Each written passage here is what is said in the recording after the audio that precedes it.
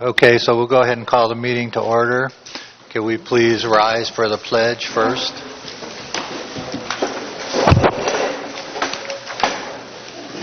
I pledge allegiance to the flag of the United States of America and to the republic for which it stands, one nation, under God, indivisible, with liberty and justice for all.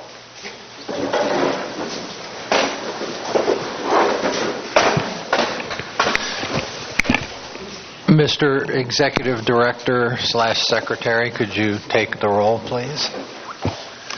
Thank you, Mr. Chair. Director Zimmer. Here. Director Garfinkel. Here. Director Alternative Hutchinson. Here. And Chairperson Ohilski. Present. Okay, so we'll open up with board member comments. We'll start over. I have none. I have no extra comments. None. Well, that went quick. Okay, so that takes us to the consent agenda. Does anybody want to pull an item? No. Nope. Okay. All right, seeing none, then we'll go ahead and take public comment on the consent agenda, which is there's two items on that. 5A, which is the approval of the minutes from the March 15th, 2017 meeting, and approval of the warrants, budget update, and invoice register through April 2017. Any public comment? Okay. Seeing none, we'll close public comment and bring it back to the committee. Seeing I wasn't here for the March meeting, I'll abstain on those minutes. I'd like to make a motion to approve. I'll second. Okay, so we have a motion to approve. Any more discussion? Or any discussion, I guess. All right, seeing none. All in favor on, we'll split the vote here. So on A, which is the approval of the minutes, all in favor? Aye. Okay, 3 in favor and 1 abstention, and then the approval of the warrants, budget update, and invoice register, all in favor? Aye. Aye. Okay, passes unanimously. So with that, then we'll move to item number 6, which is the Executive Director's report. Thank you, Mr. Chair. You have my written report in front of you, and I'll just highlight a few items. Just to remind the committee with respect to funding, the last time we talked about the special tax measure that we had budgeted for this year in terms of administering that and pursuing it. At this time, at least to date, the committees felt that it wasn't the appropriate time to ask the community for a 2/3 vote for a special tax.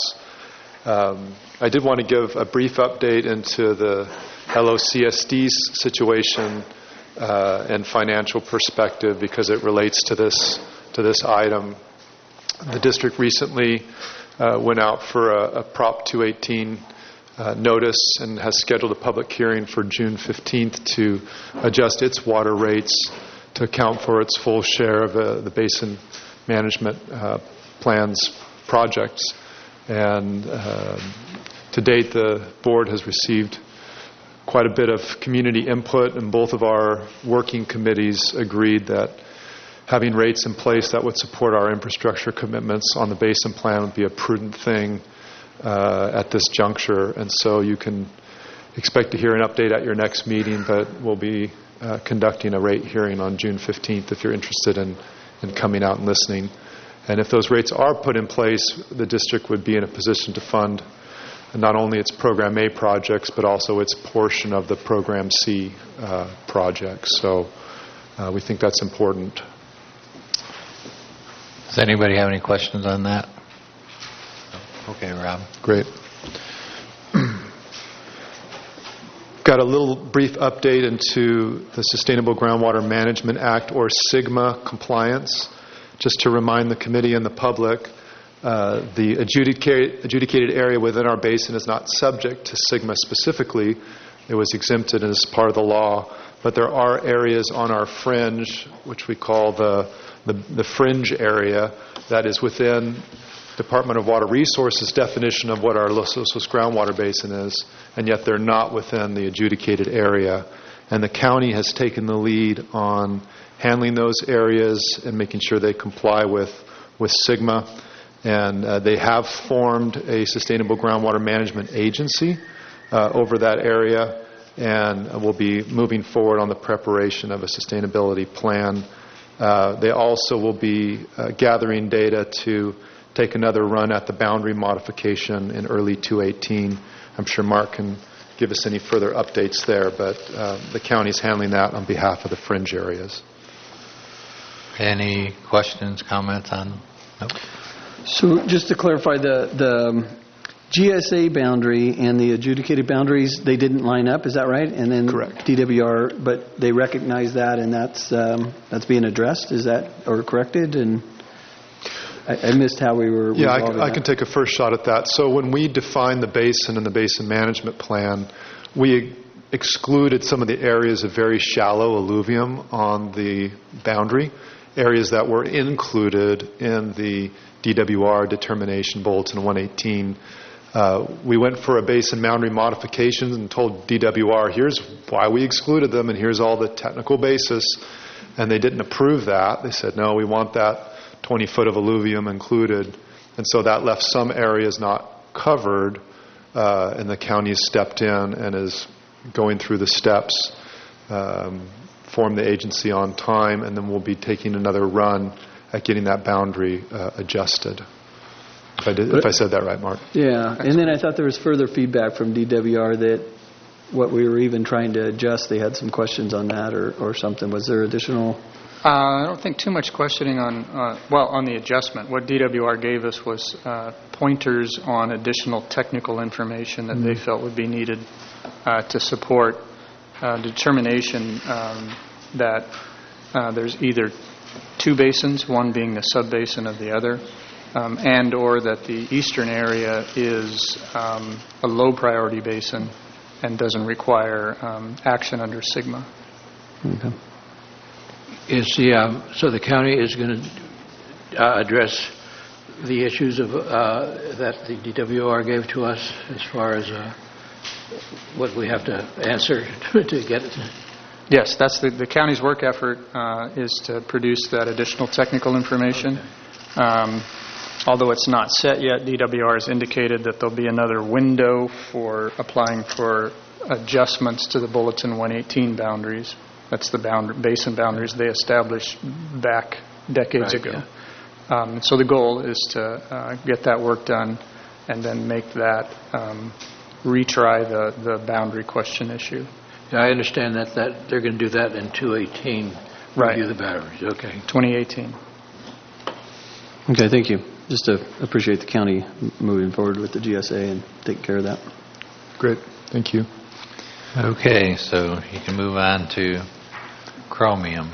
Oh, yeah, this was very interesting. I've actually been following this. Hexavalent chromium is, for folks in the audience, is a contaminant that has been regulated for a number of years in drinking water. It was previously regulated as the total amount of chromium in the water, and there was an allowable level of 50 parts per billion historically, and those of us who are water professionals have been complying with that.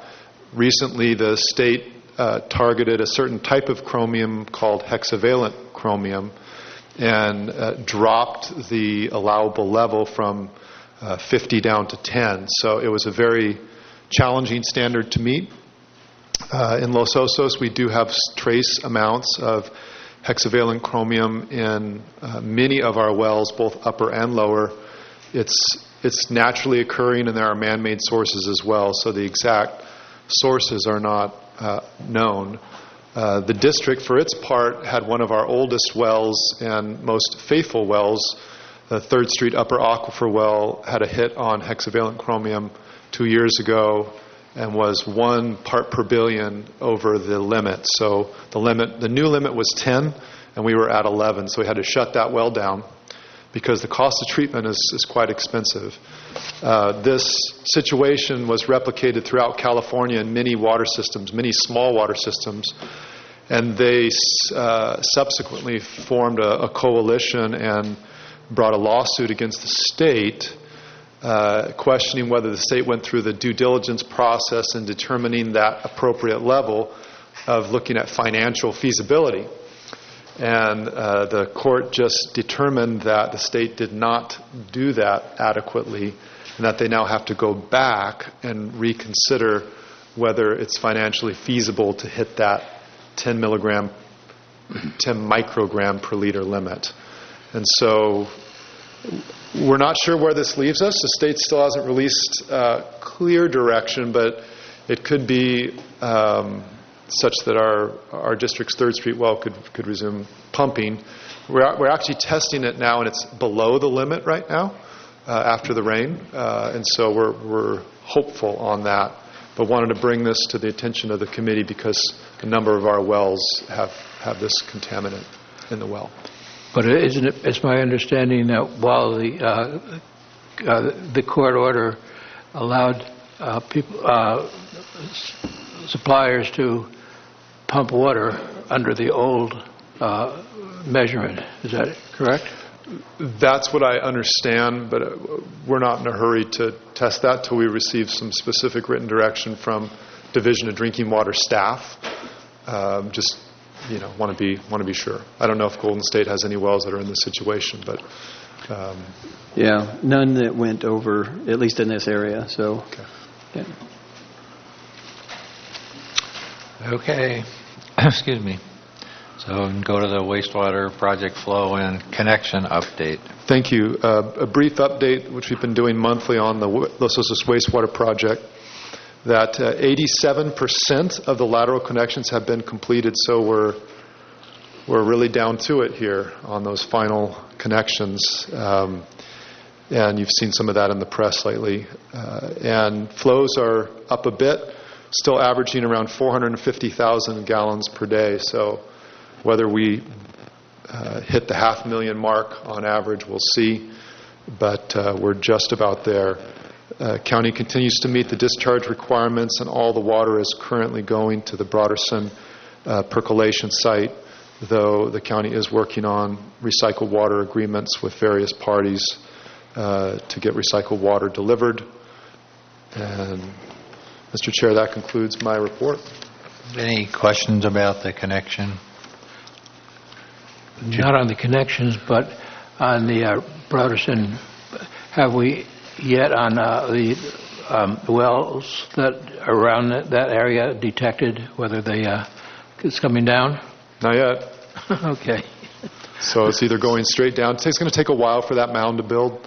A lot of people thought maybe a year. So maybe by next September we'll start to see a little water showing up in those monitoring wells. Okay.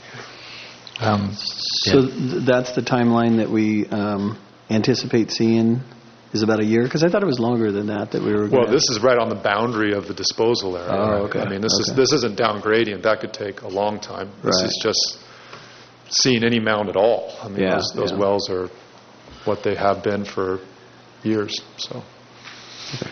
But the ground around where we're putting all that water in there's no evidence of any problems in the Broderson area. I'll defer to the county on that, not that I'm aware of. No, we haven't detected any sign of surfacing or any of those. No issues like that at all. Great. And I may have misunderstood this, but when Bruce was at our CSD last meeting, I thought that he indicated that actually there was slightly more connections in these numbers, that they had been... Yeah, we're seeing connections. It's tapering off quite a bit from the Phase 3 group down. We went from 6 to 10 a week. That deadline was March 18th. Right. Of course, there's contractor backup and whatnot.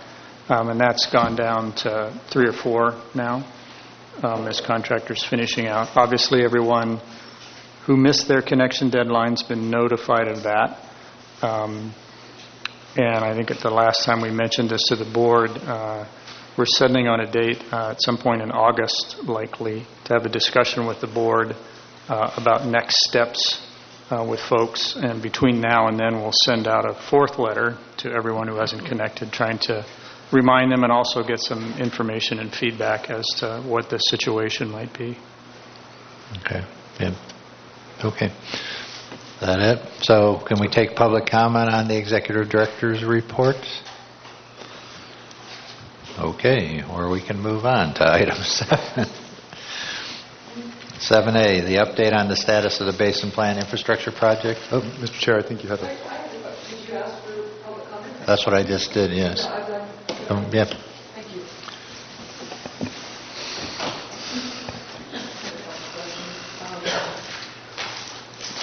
One,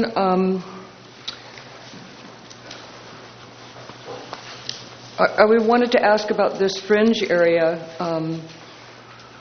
and I guess I need to understand, the fringe area is alluvial, water goes down there, and then there's an idea that it does connect with our basin, or at some point it did. Maybe it's now got boundaries on it.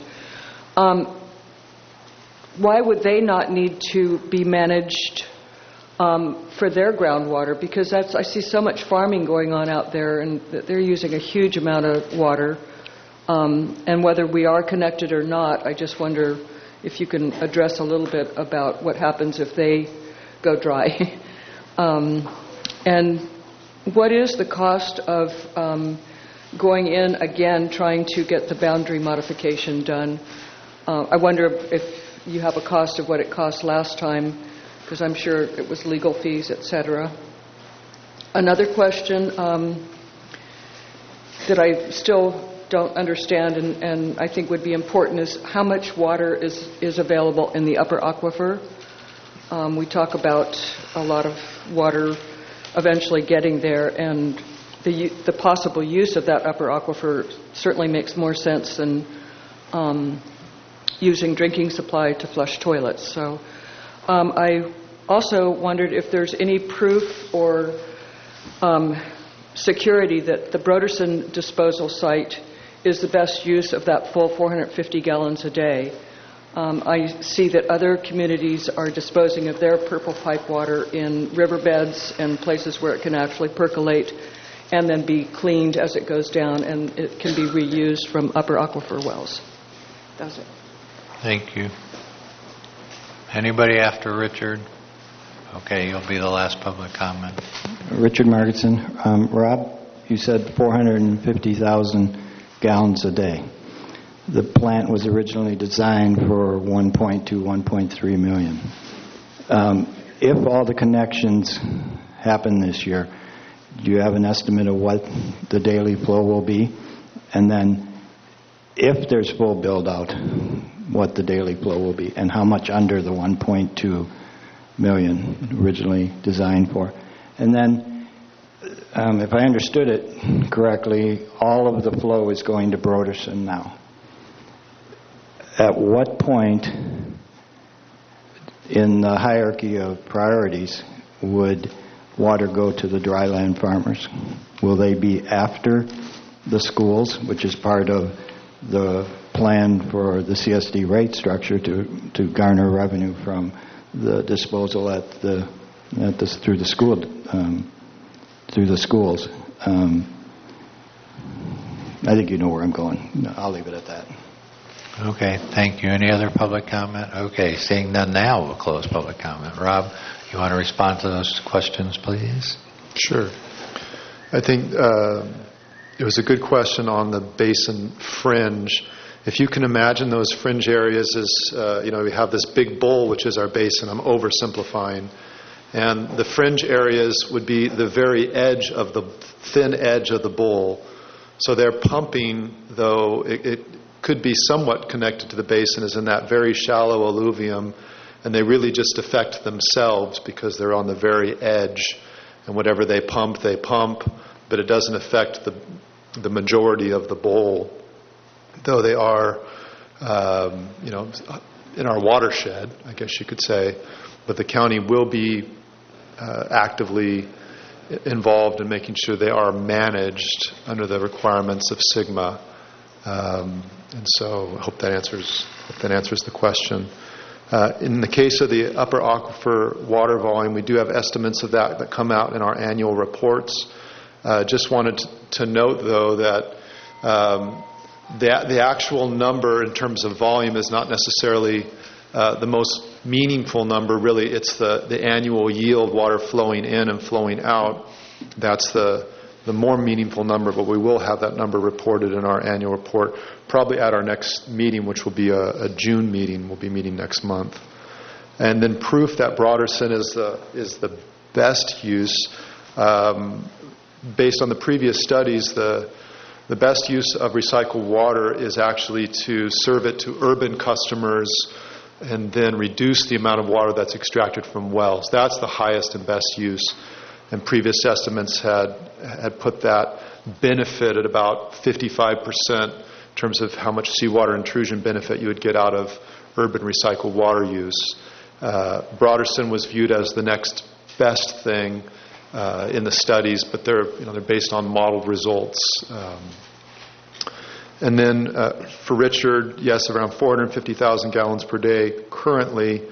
When they're done with all the connections, I'd estimate that we're going to be maybe at 500,000, maybe up to 550, somewhere in there. Flows are a little higher on the weekends. And then at build out, perhaps you're adding another 150,000 gallons a day of flow. So maybe you're at 650 or 700. So unlikely that will reach some of those design numbers at this point.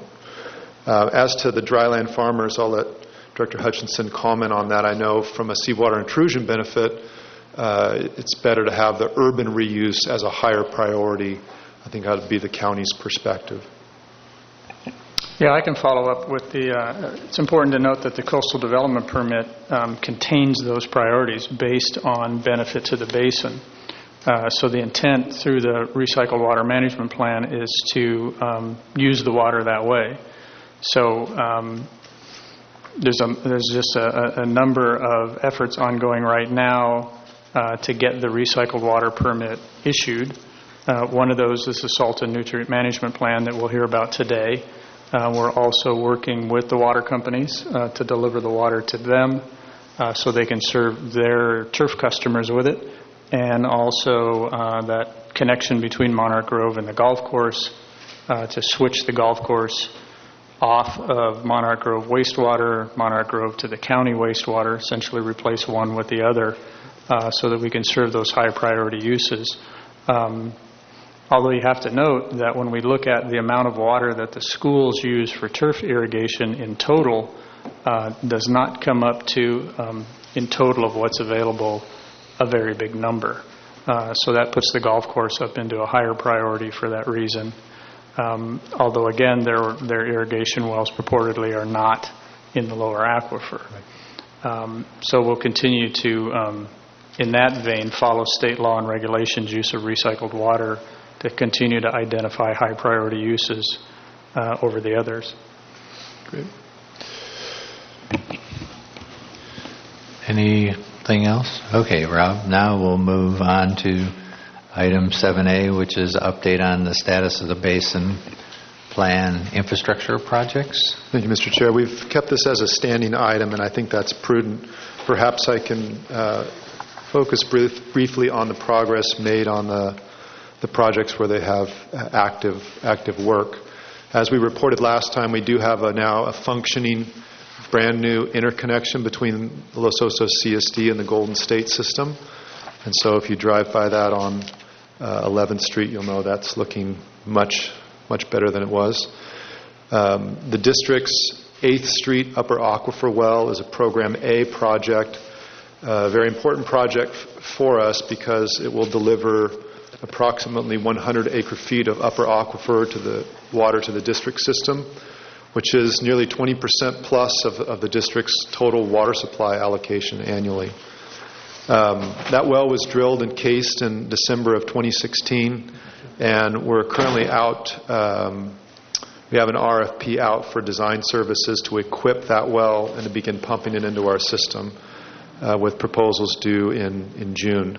So we expect that well to be up and running by June 2018 or earlier if we can, so we're making steady progress on that district project. Golden State reported that on their nitrate removal unit, which was subject of some of our previous discussions, permits are in place, construction is proceeding. They're out there doing physical work. The unit has been procured and is ready for installation, and we're looking at startup a little ahead of schedule from what we previously reported to the committee, possibly as soon as August of this year. So Golden State's getting the award for the fastest mover here. In terms of the Program B projects, we did want to note that while Program B was identified for future development, or if we needed further measures after Program C, Golden State's new nitrate removal system does bridge into Program B. And so we're able to, at some point, expand that unit if necessary to deliver more denitrified upper aquifer water to the system. For Program C, Golden State is in the final equipping phase of its expansion well, and that will be up and running next month, so they're very close on that. And then we have a number of properties in play that we're looking at for Program C. I don't want to go into fine detail there because of the nature of those discussions, but I'm hoping within the near term you'll be hearing about specific properties there. The district's authorized its staff to assist in the environmental review process for those Program C projects. And I did want to note that in the parties involved column, you really should be adding LOCSD to the involved parties, because we are actively pursuing a Program C well. Moving on to Program M for monitoring. I just wanted to get on your radar screen that at some point we do need a new monitoring well in the Cuesta by the Sea area. And so as we look at our annual budgets and our allocation of funds, given that we've applied for grant funds for that well but have not been successful to date, we might think about eventually biting that off as a BMC project if we're able to find savings in other parts of our budget. So be thinking about that, particularly if we don't spend the dollars on the 218 process this year. We'd sure like to get a data point right there in Cuesta by the Sea where we don't know where seawater sits in that zone. And that concludes my report. Any questions? Okay, this is our regular meeting update. So does anybody have any public comment on this item? Okay. Oh.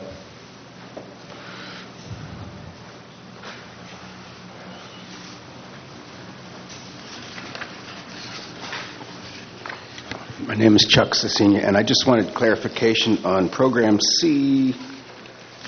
The expansion well number 2, it's listed as a Golden State well, but under status it talks about CSD's efforts to acquire property or look at property. And so I just wondered are we planning on joint use of that well if we eventually put one in there?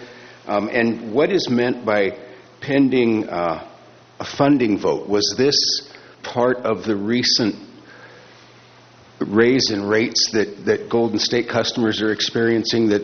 Was that the pending funding vote? I just want some clarification on that. And as far as Program M, I fully support taking that money from the 218 process if we're not going to proceed with that. And it looks like the water purveyors are the ones moving ahead with projects. I don't see a BMC effort to do that. So take that money and put it towards that monitoring well so that we have something to balance the well data point over at Pasadena, yeah, that shows salt water's coming in. We've been talking about the fingers coming in at the production points, but we need a picture of the overall front coming in too. We need that other well. Thank you. Thank you. I have to say this because we're out of here at 4, so if anybody wants to speak, you need to really get up in line here, okay? Yeah. So we can help expedite things. Thank you. Okay, Lindy. Could you explain the current status of the 218 vote? It sounds like we may not be doing it because the purveyors are charging it. I'd like an update. Thanks. Okay, wait. Any other public comment? Okay. All right, Rob. Thank you, Mr. We'll close Chair. public comment. with respect to Program C, Chuck Cicigna was correct. LOCSD should have been also listed in the responsible parties there. We'll get that corrected. And I think we're open to discussions, and discussions will be on... That's expansion well number 2. Expansion well number 2. Correct, okay. We're open to discussions of shared use of any of those resources. We have a functioning intertie, and so we'll be looking for the best technical solution there when that final site location is determined. That was always contemplated in the basin plan.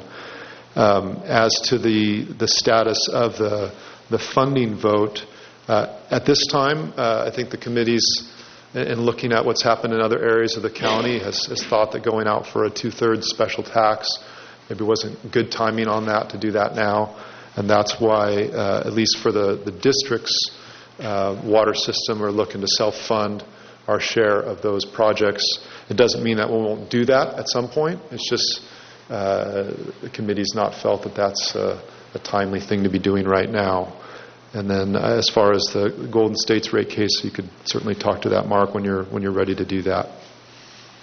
I think in response to that comment for the well 3, where it says the pending funding vote, we just may want to change that. Yeah, I think so. Because it's really at this point going to be cooperative funding through the water purveyors. Yeah. Did you have a comment on Lindy's question? Did I miss a Lindy question? I thought so. I thought she just asked for a status update on the funding vote. Did I miss one? Okay, that was all right. Then we'll move to 7B, which is the update and discussion of the Los Osos Community Plan. You're going to put that up on the screen, correct, Rob? I'm going to blow it up to... We've gone over, just for background information, we've reviewed and talked about this draft letter for a couple of meetings now, so hopefully we're in the final stages right now. I know Bruce had some direction that he gave us on how he thought it was most appropriate to phrase the letter. He's unfortunately not here, but I think Mark can step in on that. So, Rob? Yeah.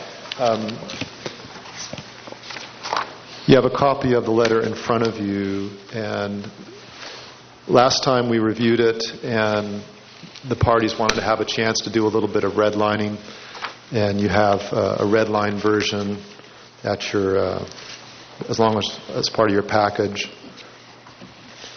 The initial paragraph edits that are shown there, I think, are pretty straightforward, and it's just a little preamble for the planning department folks who would be receiving this letter. Staff felt that this particular update was acceptable and vanilla. I did want to focus in at the end of the document to something maybe a little more substantive. We have a couple of alternative versions provided by various staff members, and I will show those to you. That green may not show too well for us. So we received one red line comment. I think this came from Director Garfinkel, asking that these 2 principles be included in the letter. Future development within the Los Osos Basin should be incremental and only occur after meeting the basin's plan's immediate goals as listed above. Sustainable water supplies are identified to support growth. There's a suggestion of some alternative language to those 1 and 2, and that's provided there in green, which I'm going to change that color because I'm sure you all cannot read it. I'm pretty sure you're right. We'll make it nice and black. Better. Spirit of this particular language is similar to the items 1 and 2 above. So I would leave Rob, it to where did that language come from? Could I? This, I think Bruce wrote this primarily. So the red up above came from Bill. From Bill. Okay. I just wanted to get some context for these comments. So, it's always a bad idea to do a lot of wordsmithing at a public meeting.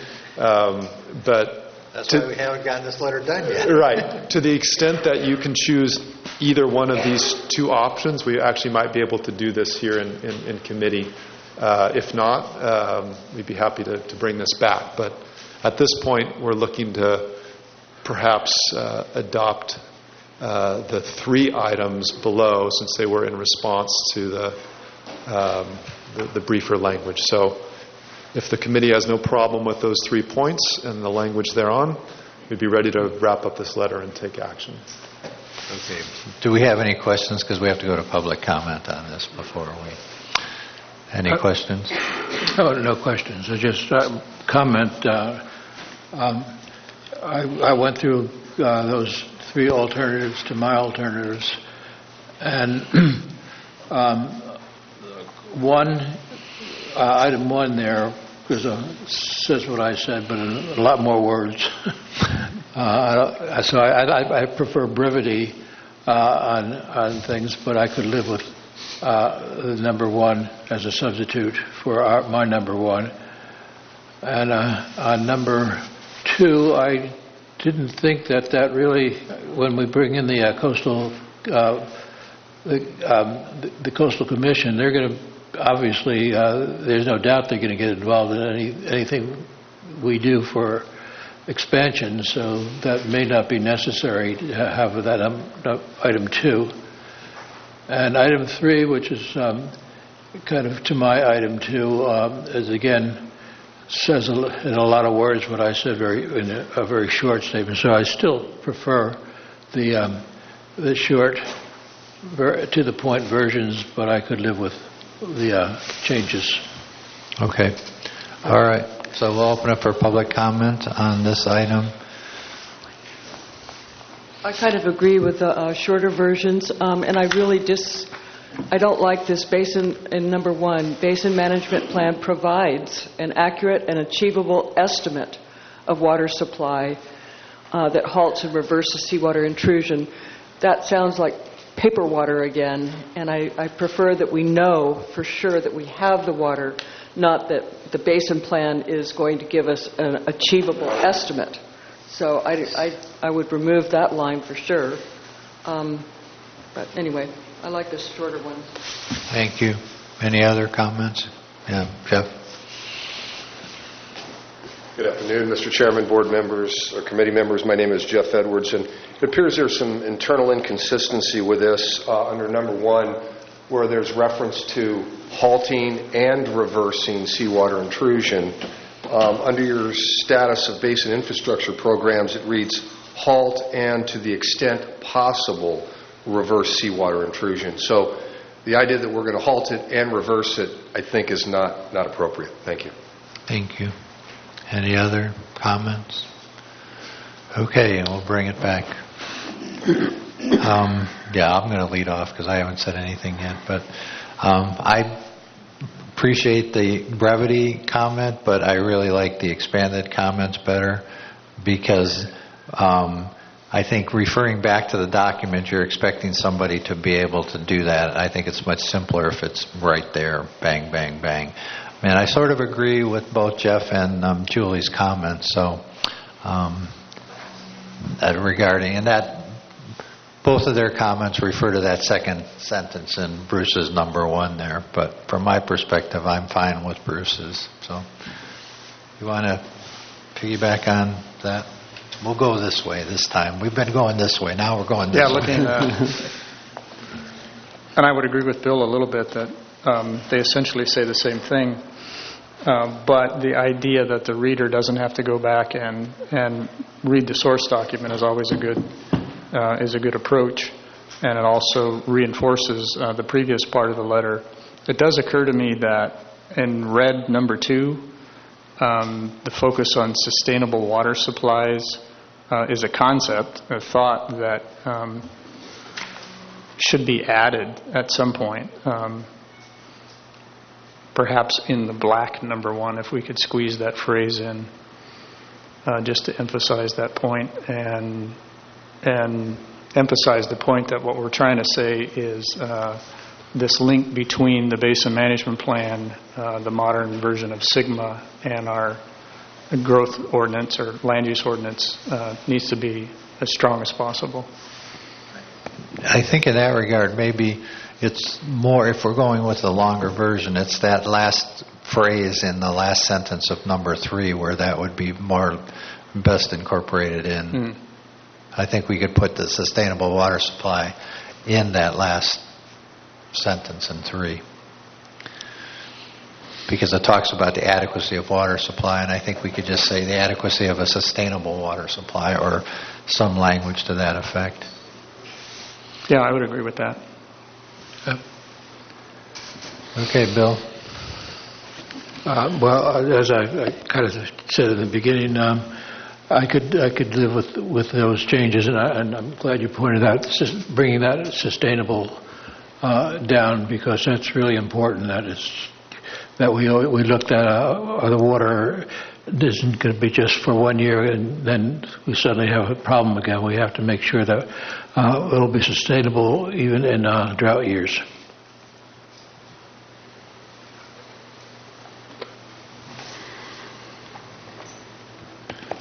Last but not least, I hope. Yeah.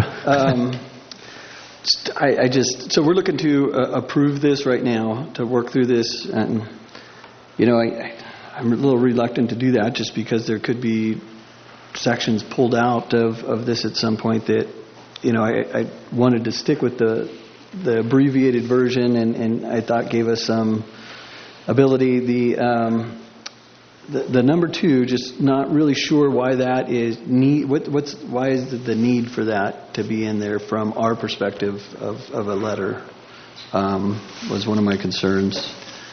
From our conversations in previous meetings, I don't know how to put this politically correct, but since the Coastal Commission needs to be involved in the process and we need their cooperation, I think pointing that out as a distinct item sort of helps. I don't know how else to put it. Yeah, the intent Gary's there laughing, so she knows where I'm coming from. is really to get the Coastal Commission or be able to point back to something. So if the area plan, the local coastal plan, identifies future infrastructure projects in the plan, then when you get right down to the infrastructure projects, the Coastal Commission's ability to make inappropriate modifications is, I'll say, theoretically reduced. Now that I said that out loud, it's a feel-good because the Coastal Commission is going to do whatever they're going to do. But at least we can point to that when we storm out of the room, I suppose. But that's really what that is get the thought in front of the Coastal Commission that they're via being the involved LCP. they're being involved in the process, and we're not overlooking them. And there's part of that too. So, and then I would like to see us go ahead and approve this with the alternative language, which is maybe beefing up that last sentence in 3 and deleting the last sentence in 1. That would be... I'd be happy to do that. Because we've been talking about this, and I think it's really timely that we need to get this moving forward at this point. And everybody had the opportunity over the last 2 months to redline the letter, so... But we didn't see that. The new language there we have not seen. So that's why I'm saying if we delete that sentence and then just beef up that last sentence in 3, I'm fine with it.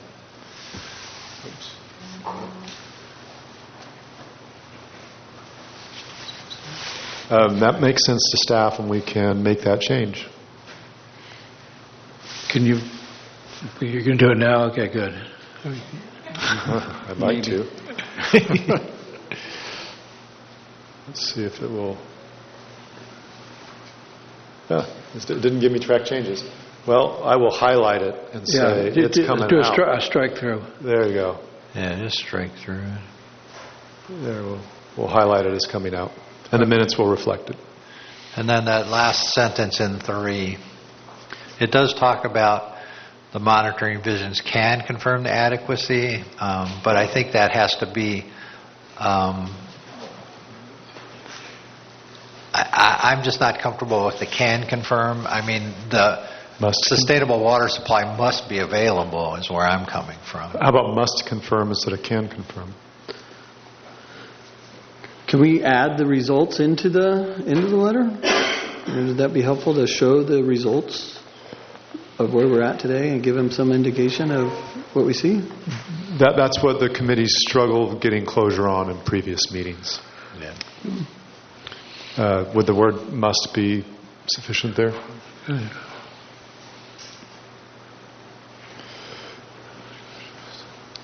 Or the rate of growth must be set so that the monitoring provisions of the basin plan confirm, take out can. Yeah, just take confirm. the word can out, yeah. Can being superfluous.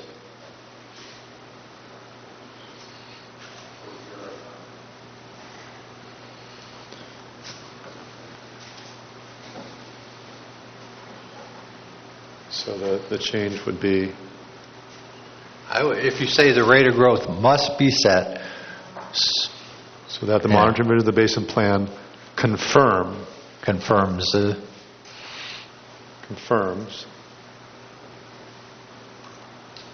disobeying my own rule not to wordsmith in a public meeting. How's that? I think that, so the yellow part we'll take out and then we'll go with that. I'm fine with that. Okay. Thank you, Mr. Chair. Then I would make a motion that the Basin Management Committee accept the letter, or send the letter as we've modified in our meeting. Okay. Second. Okay, any more discussion? All in favor? Aye. Aye. Okay, unanimous. Wow. I know. Rob was expressing amazement. Okay, so then we have item 7C, which is a review and discussion of the spring 2017 monitoring data. And I want to thank Cleith Harris Geologists for getting me some early data here. We're constantly pressing them for quicker and quicker information. Last time it took a lot longer than a few weeks to get it in front of the public. Just give me a minute while I find this in the agenda package and I'll flash it up on the screen.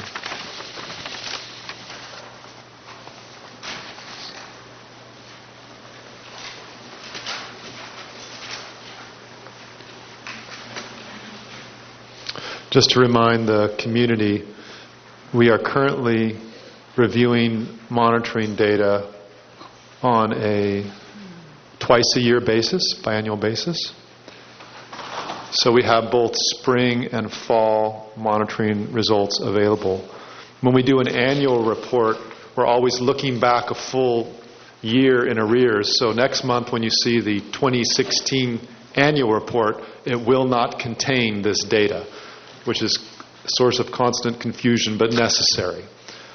So as soon as we have new information, we want to bring it forward for discussion and consideration. And so this is data from the April sampling that we just completed about a month ago, if that makes sense. So 2 pieces of information that we're providing here.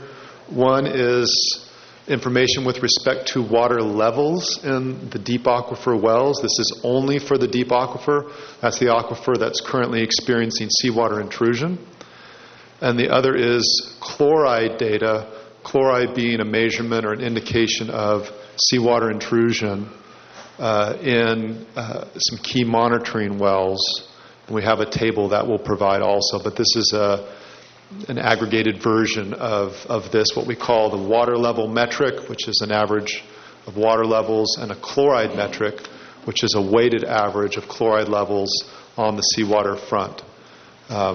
Obviously, we had a very strong rainfall year. In the blue, you see the water level index as defined in the basin plan. And a number of years ago, that index finally came above seawater and is continuing to rise slowly. And you can see the upward trend over time. primarily due to reduced water consumption within the community.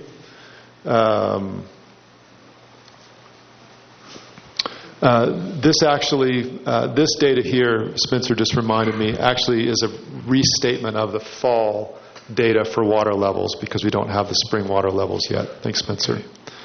However, the chloride data is for this spring, and that is in the red.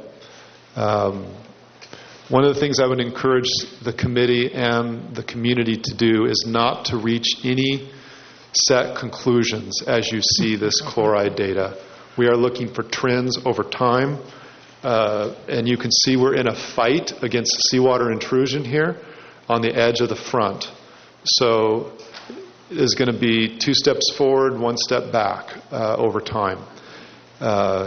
Last fall, we got a piece of significantly bad news in a very high data point, driven particularly by a hit in one of our near coastal wells out on Pasadena Avenue near the Bay Fringe. And with a good rainfall year, those levels have dropped substantially in all of those monitoring wells. They could come right back up in the fall. It's a snapshot in time. I don't think you take any set action on it. You just note it and know that we're looking for trends over a period of years, not over a period of 6 months. Right. I have a question.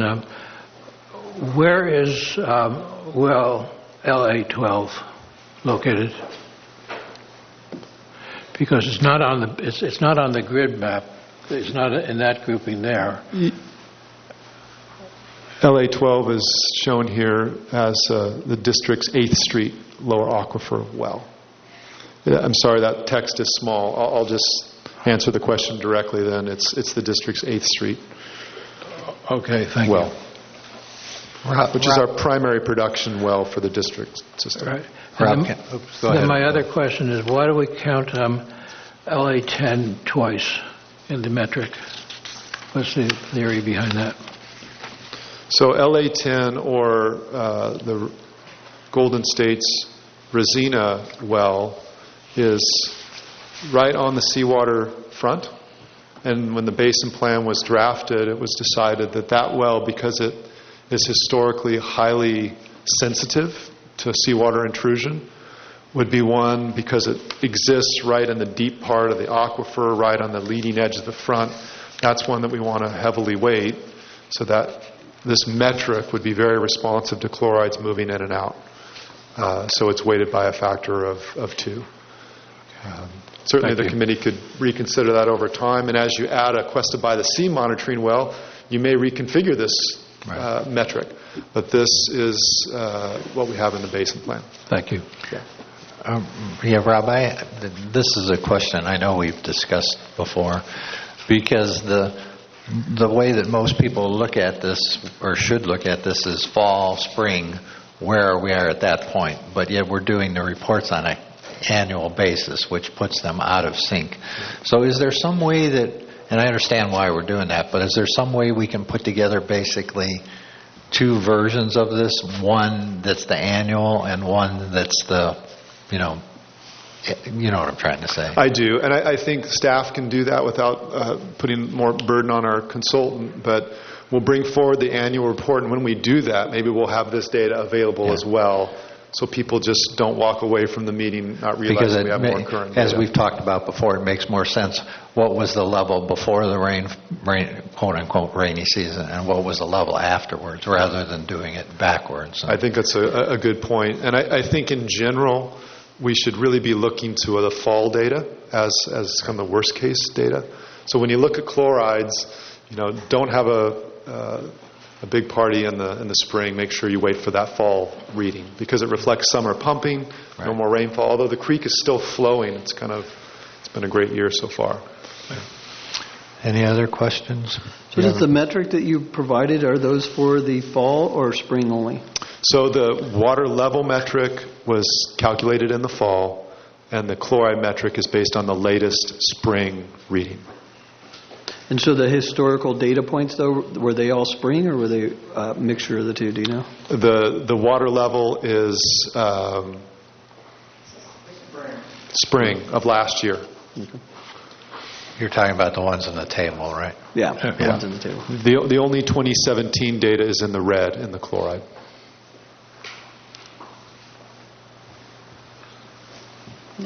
Other questions? Nope. Okay, we'll go to public comment then. Anybody? Last chance. Okay. Close public comment. Any more discussion? I don't think we have. Does anybody have input other than what I just discussed about restructuring that? But anything else? Okay, Rob, we'll move on. Great. We're always happy when chlorides go down, even if it's for a short period. So 7D, the presentation on the Los Osos Basin Salt and Nutrient Management Plan. Yeah, we'll just take a quick check on time here. It is 2:30. We do have time for the next two items. Yep. The county, Kathy's got maybe a 10, 15-minute presentation on salt and nutrient management, and I will get her set up here, and then we'll have time for our last two items.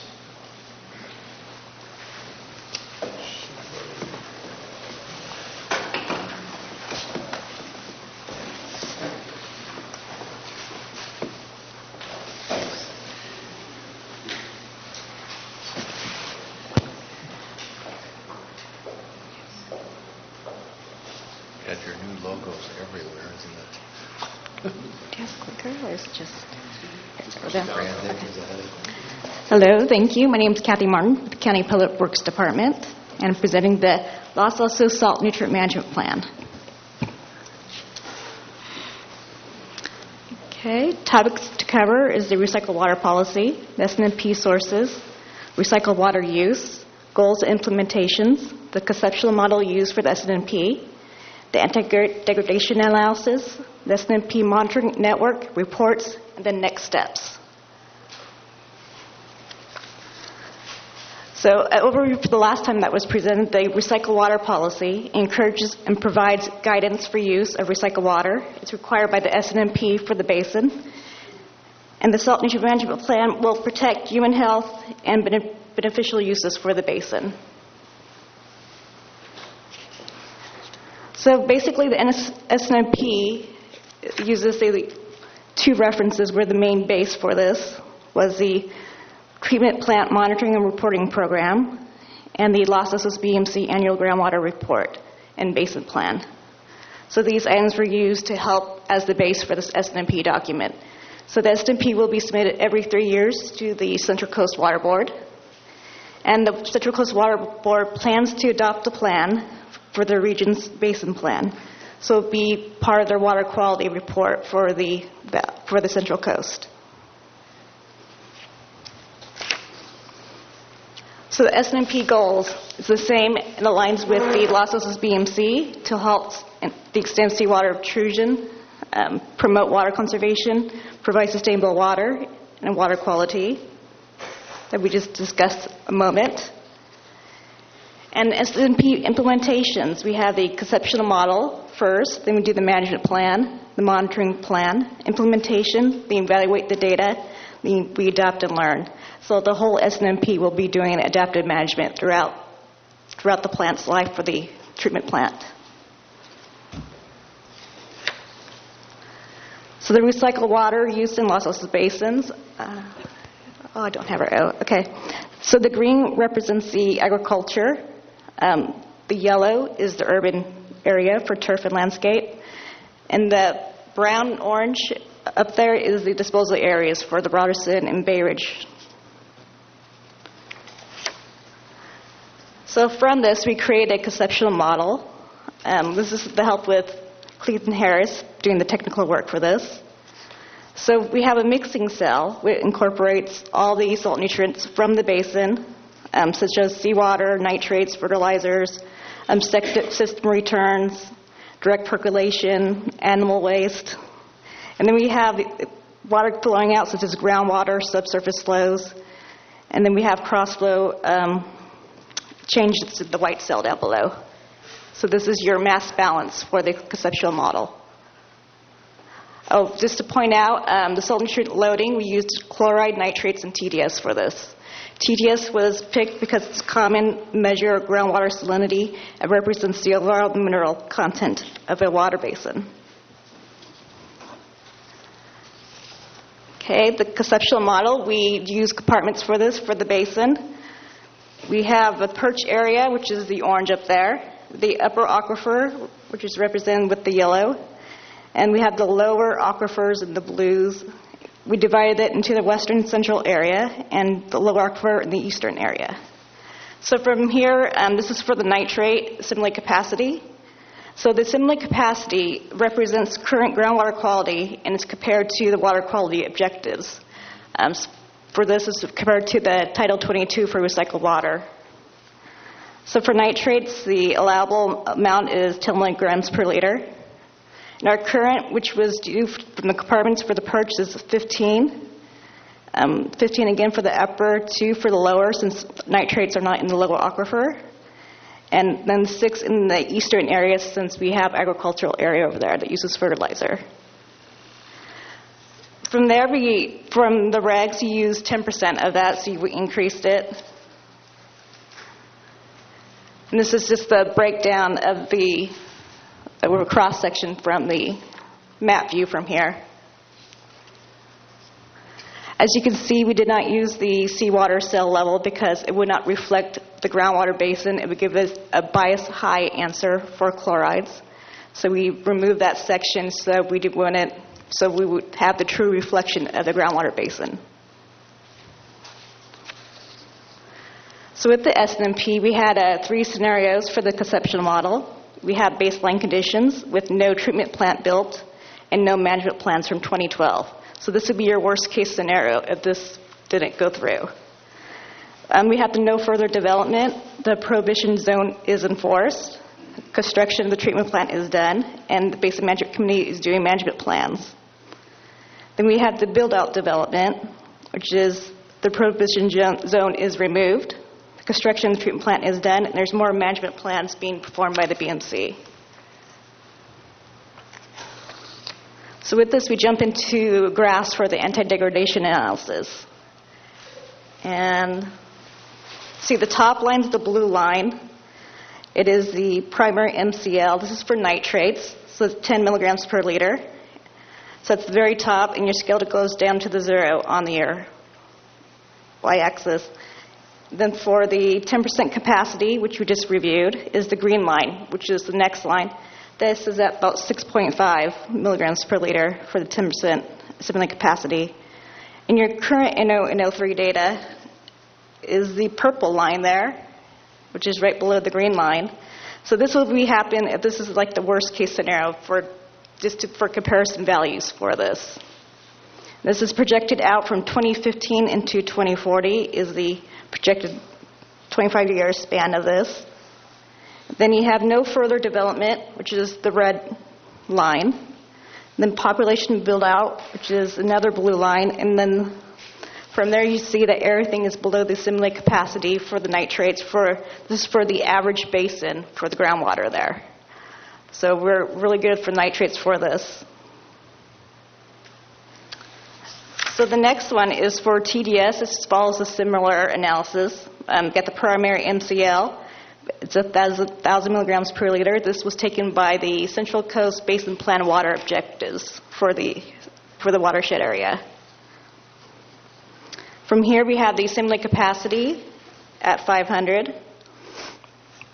And from there, you see from our calculations for the current no further development and population build-out follows the similar line across.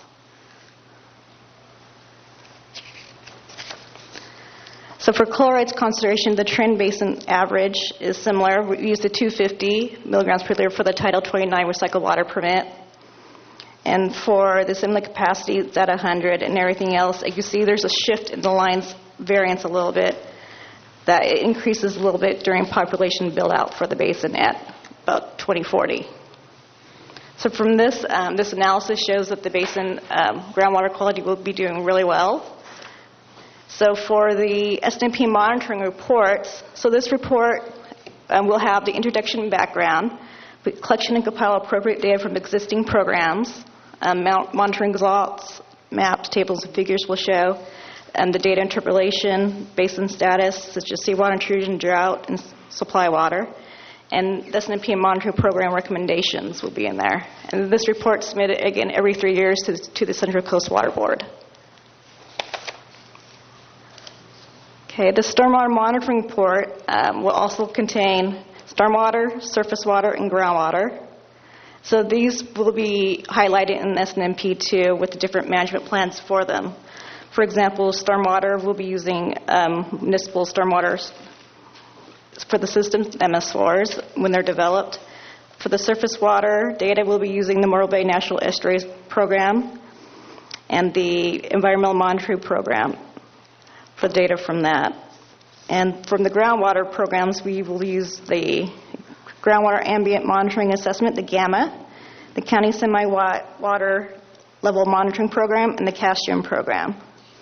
And you see the Title 22 Drinking Water Program. So these are all supplement data to help reinforce the stormwater, surface water, and groundwater monitoring. That would be in the NSMP. So the basis for the groundwatering, again, is from the Los Osos BMC Annual Groundwater Monitoring Report and from the Monitoring and Reporting Program, the appropriate data there for groundwater.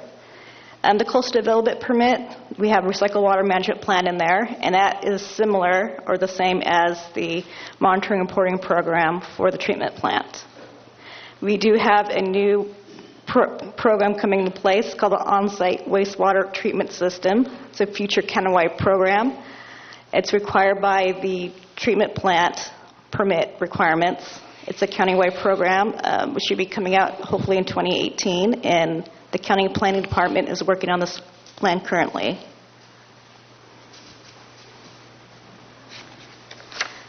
So for the monitoring in the SNMP, this is really aligns with the Los Osos BMC data for their annual report. So we're using their data from the upper, lower, and freshwater requirements. So all these wells and water quality sampling will be reflected in the SNMP report. So for the Los Osos treatment plant, the monitoring data, we have about 25 wells out there right now monitoring. This is more in the upper aquifer for where the recycled water will be impacting.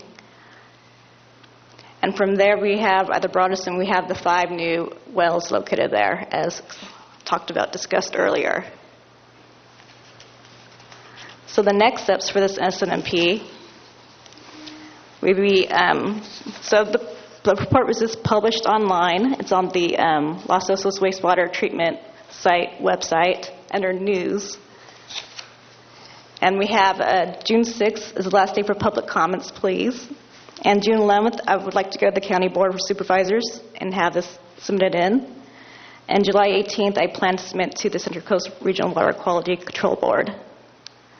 So for any information, please read the lovely report. It's about 500 pages long.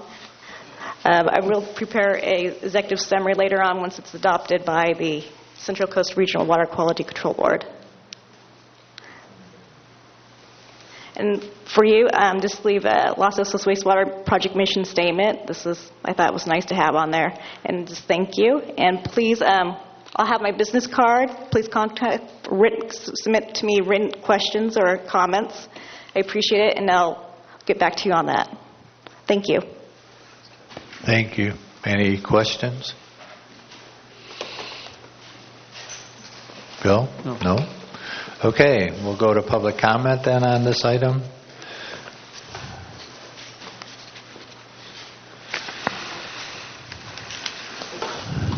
Lindy Owen again. I guess I wanted to ask why the summary would not be prepared before the regional board gets it. Seems like they should have the summary to look at as well as the public if we're able to comment. And then, so it looks to me like we're currently at like 8 milligrams of nitrate. Is that kind of the average that we're seeing? For the baseline, go to the graph. 1 second. 1 second. Let me look at the graph. So right now, for the average basin, we have it, the current is at 6 right now. So that includes the upper, lower, and everything combined for the average result. So you don't just take the upper aquifer, which is why we We built do the sewer have this, plant? so in the plan, we do have this compartmentalized by the different sections. I just didn't know how much time I had going through this. So in this other figure right through here, we have perch aquifer, upper aquifer, lower aquifer, western, central area. So all those, we do have figures and graphs in the appendixes in the report. Okay. But apparently we're not looking like we have high nitrates in the upper aquifer. For the perch aquifer, it says the current one's 15 milligrams per liter. The upper aquifer has it at 15, too, for the assembly capacity analysis. Okay, so I guess I would like to see the summary come before the public before it goes to the regional board. And I have another note I can't make sense of, so. Thank you. Thank you. Any other comments? Okay, we'll close public comment. Thank you very much. And then Rob, 7E, the Water Conservation Program update. Thank you, Mr. Chair. This is a standing item, although we have, I think, some pretty substantial update to give today. You probably remember working through a water conservation implementation plan addendum back in November, where this committee produced and endorsed a set of rebate measures to enhance water conservation within the basin. And we were primarily looking for funding for those measures, and the county has been working through the policy implications of providing that funding as part of the wastewater project. That discussion is now going to be culminating in an item that will come before the Board of Supervisors, we believe in late June next month, to update their rebate program as part of the wastewater project to include many of the measures that were endorsed by this committee. So pleased to report that. Specifically, the county will be looking to get funding authorization for those items that have a clear nexus with the wastewater project, and it includes all of the indoor items that were suggested by this committee. It also includes some select outdoor items, including a substantial rebate of $500 for the installation of a complete gray water system, as well as a modest rebate of $50 for conversion of a laundry discharge to landscape. And then a new item that really was an offshoot of one of the committee's suggestions, and that is for recycled water irrigation in commercial and institutional facilities to assist in the conversion from potable water to recycled water for those facilities, because that conversion process can be costly. And so that's a negotiated item on a case-by-case basis. I did want to note that the county was and is open to residential outdoor measures when they relate to recycled water specifically. Today, the state is not allowing the application of recycled water on residential properties, in spite of those of us who think that they should be allowing that and want them to allow that. The state's current perspective is that there's too much risk of cross-connection if this occurs on individual residential properties. At such time as that perspective changes, I think the county would be willing to consider revisiting their rebate program to include some of that in their measures. I would certainly invite Mark to expand upon my staff note in any way that he sees fit, but it looks like this will be coming before the board quite soon. So, we have a date of June 20th at the Board of Supervisors. It's been suggested as a consent item because there's no financial budget adjustments required. But the date and the placement on the agenda are decisions made by the county administrator when they set the agenda. But for right now, we should count on June 20th, I think. Thanks, Mark. Question, Mark. Bill.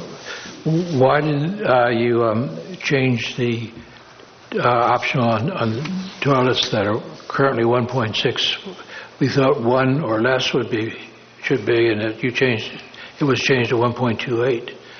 What's the reasoning behind bringing that level up? That actually is in the BMC's memorandum to the county requesting that change. The way it was set up before is if you had a 1.6, which is the requirement to connect to the sewer, but you still wanted to change it, you would have to go to a 1.0 or below. Right. But the BMC's memorandum to the county suggested changing that up to 1.28. I guess I missed that. Yeah, at the time, the technology is available to get down to 1.0 for some. I mean, I certainly am up for the latest and greatest. For some, they've got testimony that the 1.28s perform better, and that's why we add a little more flexibility to that item, though I would encourage people to consider the 1.0s. I remember in the before the BMC, but the discussions when we were discussing the wastewater project, we talked about that, and a vendor made a approach to the county that he would replace all the toilets for the $5 million, whatever, with 0.8 gallon per flush toilets. Obviously, that didn't go long, but I got to tell you, those 0.8 gallon per flush toilets work very well. Thank you, Bill. You can get them at Home Depot. Any other questions? Okay, we'll take public comment on this item then, please. Thank you, Mr. Chairman, committee members. My name is Jeff Edwards, and I must admit I'm thoroughly confused by this item. This appears to be getting way too complicated. Water conservation should be, and the participation in water conservation should be easy. There's an apparent obsession with tying conservation to the wastewater project, the so-called nexus. I believe there should be one plan for Los Osos, including all relevant indoor and outdoor conservation measures. I just don't understand this at all. For one, where's any of the money coming from for these rebates? That's entirely unclear to me. Also, there's reference to providing rebates to converting, and I'm quoting, to recycled water irrigation at individual residential locations. And it's not included, as Mr. Miller indicated, because it's currently precluded by state regulation. Well, if I'm understanding this, this means purple pipe to residential units, and we don't have purple pipe to individual homes. And it's not contemplated, as far as I know, because it's cost prohibitive. So that's never going to happen. Again, I just wonder where the money's coming from. What I've suggested in the past and what I advocate now is, again, one plan for everyone, indoor and outdoor, inside the prohibition, outside the prohibition zone. And as your staff report indicates, this Basin Management Committee should recommend to the county inclusion of all measures for an addendum to the Water Conservation Implementation Plan within an updated version of Title 19. That's what I think you should be doing. So, again, I really don't know what this is about, why the connection to the wastewater project, or where any of the money's coming from. Thank you.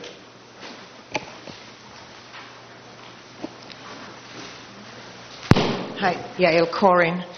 I would like to ask to include also, or why it's not included, the rainwater capture in water preservation. Since, of course, when we don't have rain, it's a moot point, but when we do have rain, at least it can sit there for long. I mean, the problem with gray water is that we cannot keep it. And so as far as we are concerned, for instance, my family, we decided against it because we can't force our garden to take the water today if that's not the day, but we can keep the rainwater for a long time. So I'm just suggesting that will be included as well, and it is costly to put.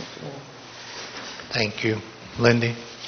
I would have to agree a little bit with what Jeff Edwards talked about. It does seem like we're getting into different conservation programs. We have individual water companies doing them. We have this group doing it, and then we still have, and I'm never going to accept the version that the $2.5 million that wasn't spent. It's on my sewer bill, and that $2.5 million that remains in the conservation funds, I don't care what Mr. Gibson says about it. That money never was spent on conservation, and I still think that it should be brought back in to the program, because that was the whole intent of what the Coastal Commission requested it for, was to use it up front and use it right away so that we could start saving water. I wanted to also say I would like to see an alarm system. I don't know what they cost, but something for outdoor water. When you have a leak and it affects indoor, but to have an alarm system set on your incoming water pipe, I just think that's essential. We have accidents. We don't know when we have leaks, and sometimes it takes 2 months to find out. So for some people that would prefer to have something like that, I'd love to see that looked into and see how expensive they are and how efficient they are. Again, the outdoor gray water systems, I hope that in time that we prepare that. California is not over the drought, even if Governor Brown has declared it so. We will have a long, hot summer. We have winds coming, and we're going to be using a lot of water to put out fires. So, being a realist, I would like to see that possibility be included, that we could have individual pump stations. We currently have the one on 10th Street. That individuals could come and bring a water truck that they hire to bring it back to their septic tank repurposed. And I also think the idea of the rainwater harvest, it takes a 550-gallon tank to make it even reasonable.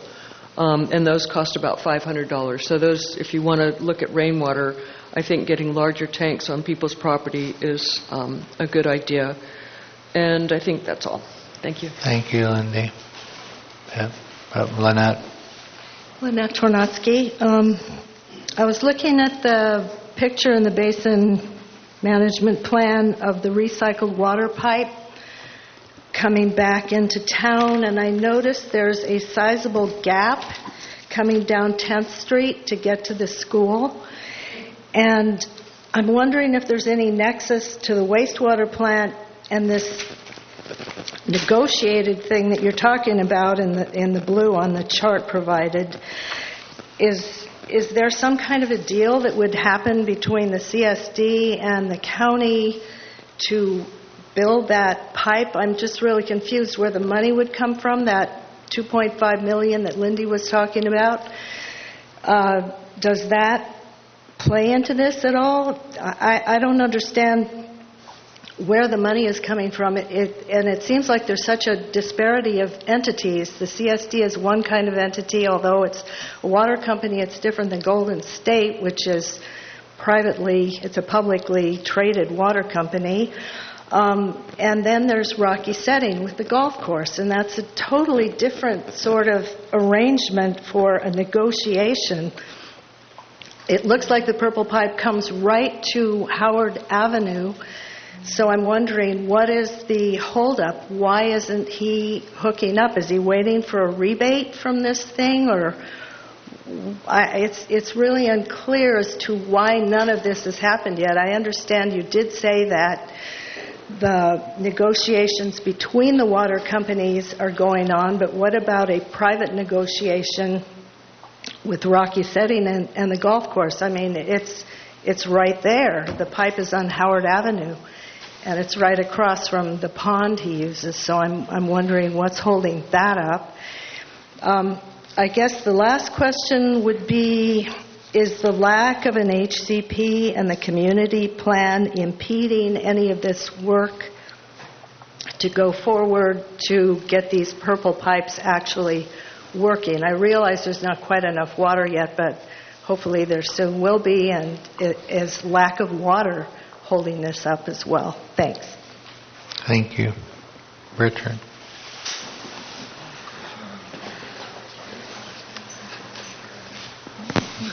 Richard Margetson. The original plan that the county put together for the wastewater project had a chart something like this in it. But part of that chart had a projection of how many units would be rebated within each category. There were so many toilets that supposedly were going to be done, so many. Most of the people in this room have heard me talk about how the 2,000 washing machines that were projected that came from a consultant that was paid for, we never even came close to hitting that number of 2,000. I think it's a little over 100 right now. So could we possibly get an idea of how many? Is there a way of finding out? Probably not. It's probably all theory and assumptions, but how many rebates might be asked for in each category, how realistic they are,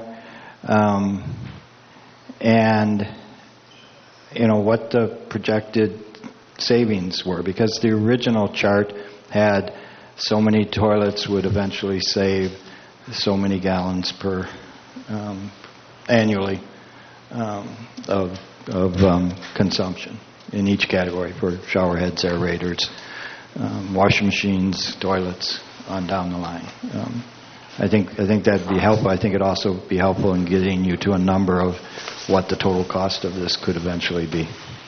Thank you. Any other public comment? Okay, we'll close public comment. I would like to respond myself to the Lynette's question about the golf course, et cetera. That was already covered in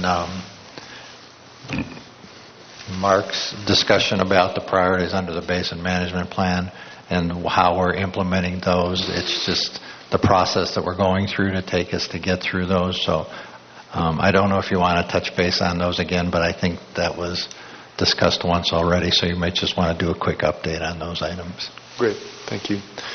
Just responding briefly to Mr. Edwards' comments. So the funding source for this will be a county program under the wastewater project, and not a BMC funded program, which is why it's limited to those items that are tied to the wastewater project. The idea of the residential units wasn't to have a direct purple pipe connection necessarily. We had looked for the repurposing of tanks to store hauled recycled water in our discussions back in November, but at this point that's not something that the state is supporting.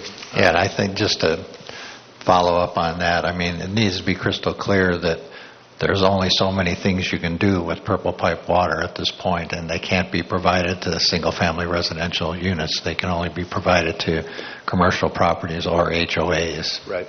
Yeah, well said. Rainwater capture, because there was not a direct link to the wastewater project, is not included in this county program at this point. We are still looking for funding for rainwater capture, however that comes to fruition. We do think that's still a very important element within the community that, as I think Lindy mentioned, at least 500 gallons was our minimum amount, and you get a little more for 1,000 gallons, but at this point that is not a funded program, but still very important. Lindy did question the alarm system. That is something that we are looking into. And we could actually, I think, maybe benefit from some of Golden State's help in that. I talked briefly to Golden State's statewide conservation person who is researching that technology as well. In areas where you have automated meter reading, or AMR, you can do it now. Get a text message when something out of bounds occurs. Many of our meters out here are AMR ready by a change of register, but it's not in town yet. So maybe, Mark, that's one you and I can take on, because I know there's some strap-on technologies now that are better than they were in the past. And so I think we should be talking about that as a way to give people feedback if, hey, over the last week you're double what your normal average is. I think it's a very important thing we should be talking about. With respect to Lynette, I think you answered it, though I don't think there is a gap that there's currently purple pipe extended to each school within the community. So maybe it's a problem with the map that needs to be updated. Yeah, I was just referring to the timing, and that's negotiations are ongoing right now, and the priorities that are in the basin management plan. Right, and I don't think the HCP is holding up that process of delivering purple pipe water, though the salt nutrient management plan is one of the elements that's required as part of that. And then Richard was asking about a projection of the number of units. I don't know if that's going to be something you include in your staff note. I know, previous projections on washing machines were quite short. But whether that's, I know you have an overall pot of funding for this. Maybe you could speak. Well, I would point out that, projections of what might get used are interesting based on some sort of broad average. But the focus has always been on the mandate necessarily, again, back because of state law and the nexus under Prop 218. So the goal is to achieve and maintain something less than the 50 gallons a day per capita indoor use. Yeah. And I did want to say, from a public perception, it is confusing when there are multiple overlapping programs. The committee did ask us to do a little bit of research into our bylaws as to whether we could have a community group that would help us with public outreach. We can do that. The nuts and bolts of that we'd like to bring back at a subsequent meeting, but we have confirmed that this committee can form additional groups that would be able to help us disseminate some of this information. And in our next meeting, we'll come back with some specifics on that. We're trying to work through some of the logistics on the legal side.